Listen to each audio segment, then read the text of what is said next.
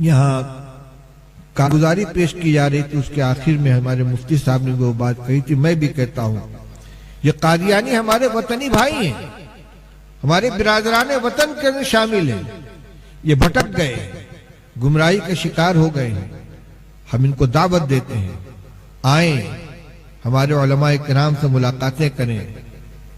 دنیا کی زندگی ختم ہو جانے والی ہے، یہاں کی جو آسائشیں ان کے سامنے لائی جا رہی ہیں، جو لذتیں ان کو دکھلائی جا رہی ہیں، جو آرام ان کو دیا جا رہا ہے، جو لالچیں ان کو دی جا رہی ہیں، یہ سب یہاں ختم ہو جائیں گی، مرنے کے بعد کوئی کام نہیں آئے گا۔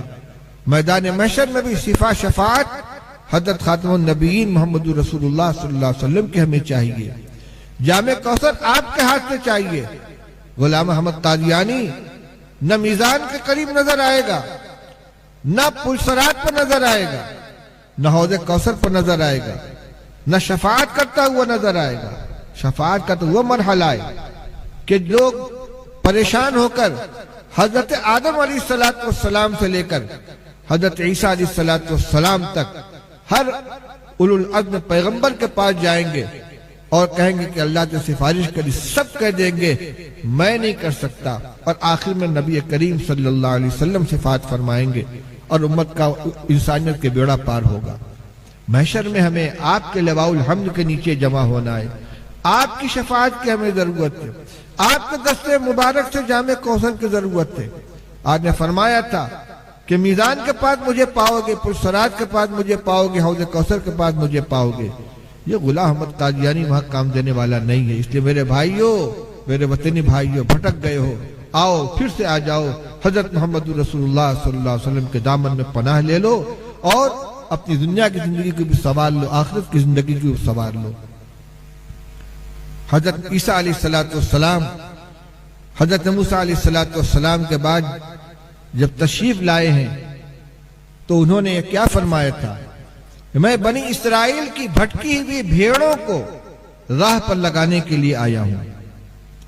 موسیٰ علیہ السلام اولو العزم پیغمبر تھے، ان کی امت بنی اسرائیل کی امت بہت بڑی امت ہے، لیکن وقت گزرنے کے ساتھ انہیں گمراہی آ گئی تھی، تو اللہ تعالیٰ نے حضرت عیسیٰ علیہ السلام کو جو بھیجا ہے، ان کا اصل کام کیا ہے؟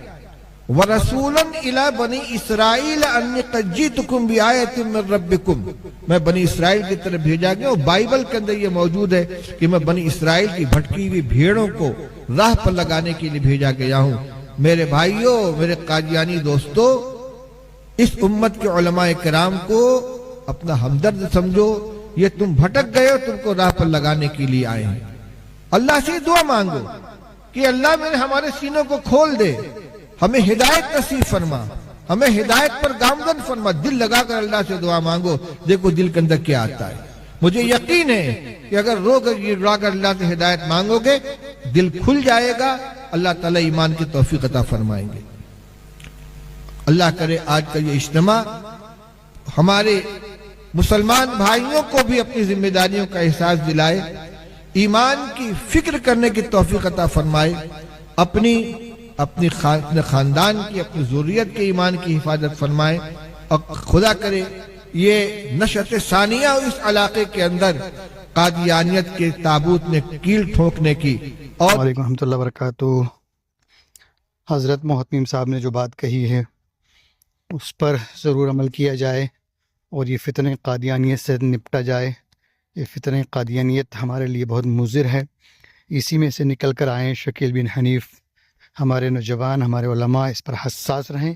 اللہ ہم سب کو محتمیم صاحب کی بات پر عمل کی توفیق عطا فرمائے۔ السلام علیکم ورحمۃ اللہ وبرکاتہ۔